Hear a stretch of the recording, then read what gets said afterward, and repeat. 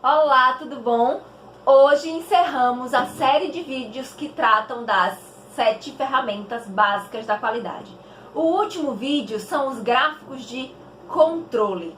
Só que, do meu ponto de vista, os gráficos de controle, eles são a última e talvez a primeira ferramenta também. Por quê? Fica de olho nesse vídeo que você vai descobrir.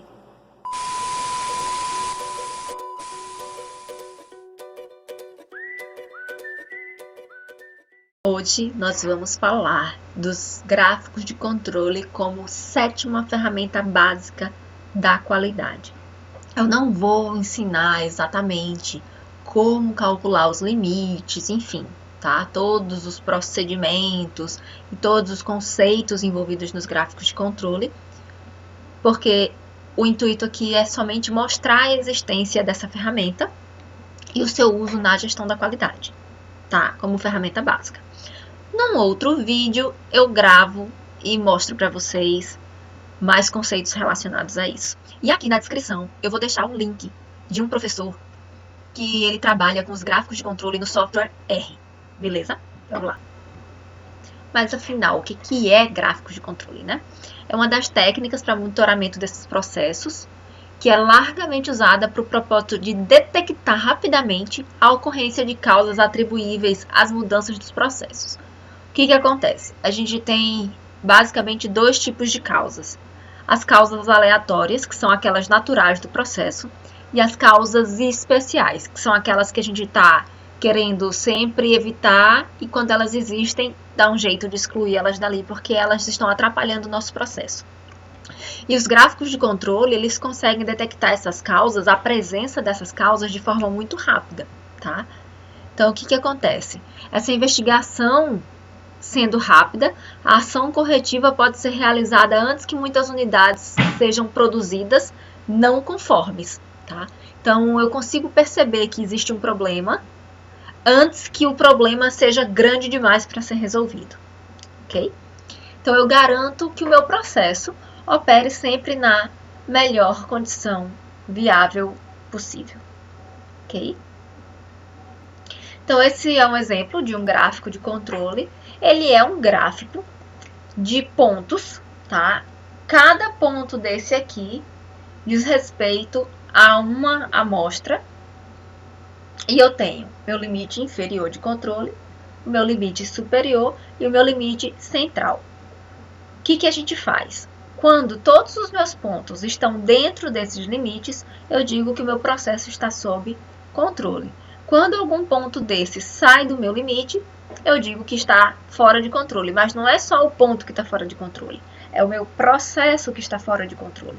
E aí eu preciso resolver esse ponto fora de controle.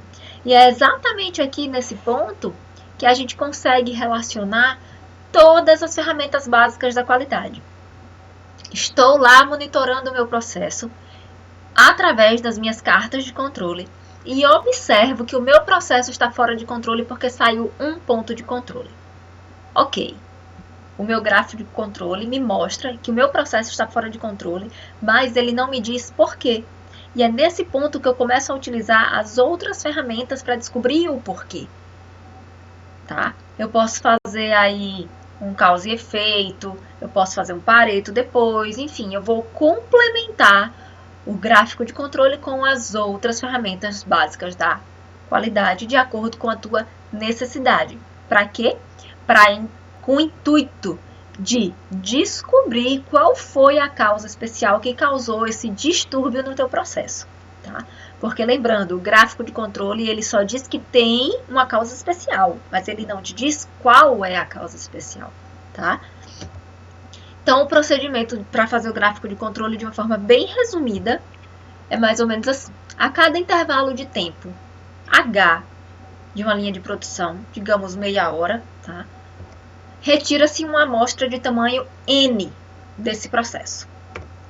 E vai ser medida a característica da qualidade de interesse em cada unidade dessa amostra.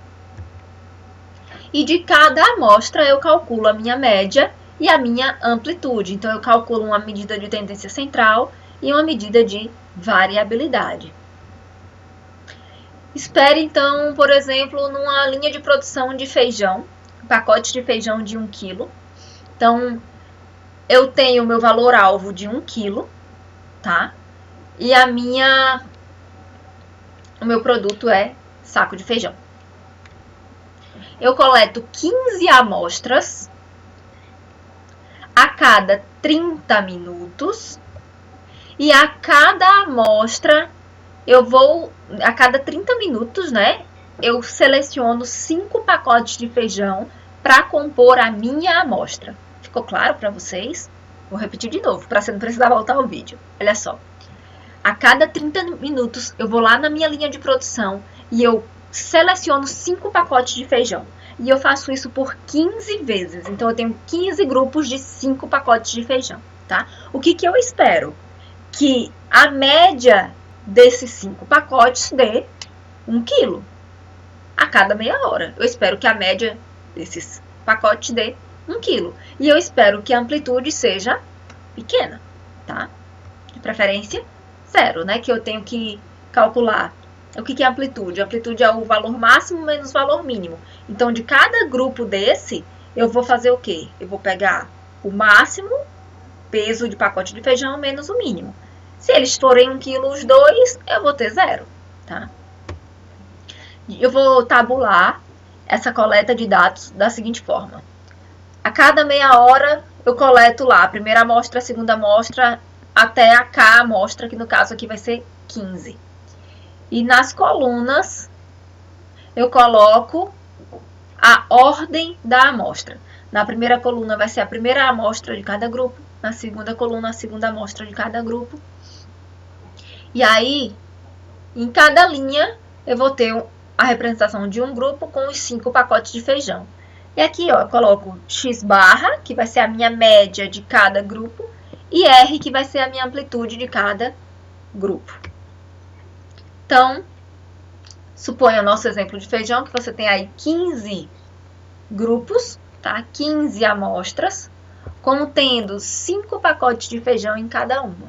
E aqui, na coluna X barra e na coluna R, a gente calculou a média e a amplitude, que vai ser o quê?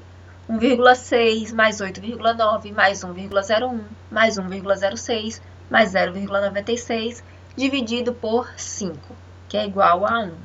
E para calcular o R, que é a amplitude, eu vou pegar o máximo menos o mínimo desse grupo, que vai ser 1,6 menos 0,89, que vai dar 0,17. E eu faço isso 15 vezes. De cada amostra, eu calculei a média e a amplitude. Os valores para toda média de I, grupo, e RI, para todo I de 1 a 15. Eu pego todos esses valores de média e amplitude para todo I de 1 a 15 e ploto em 2 gráficos. O primeiro gráfico é o gráfico para média e o segundo gráfico é o gráfico para amplitude. Quando eu tenho variáveis contínuas, eu tenho sempre gráficos aos pares para verificar o monitoramento do processo. Então, esses gráficos eles possuem limite de controle, o limite superior, linha central ou linha média e o limite inferior de controle. E aí, usando o R, lá no link da descrição do vídeo tem direitinho um vídeo ensinando. Eu usando o pacote QCC no software R, eu fiz o gráfico de controle para média e para amplitude. Observa aqui que todos os meus... Quem é cada pontinho preto desse aqui no meu gráfico? Cada pontinho preto desse é a média do grupo que eu calculei lá atrás, tá? E aqui é o gráfico da amplitude. Cada pontinho desse vai ser a amplitude de um grupo. Então, eu tenho a primeira amplitude, a segunda, a terceira até a 15ª. Ok. Aqui embaixo vem a descrição do meu limite inferior, do meu limite central, do meu desvio padrão, tá?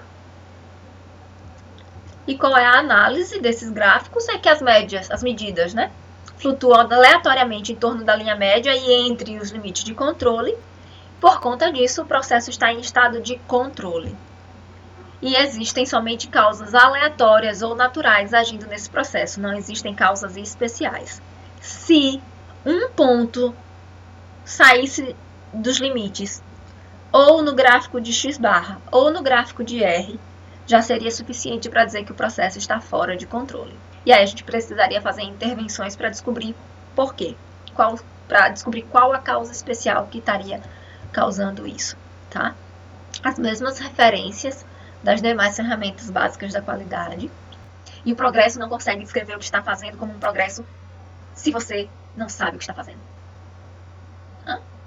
O progresso não consegue descrever o que está fazendo como um progresso. Você não sabe o que está fazendo.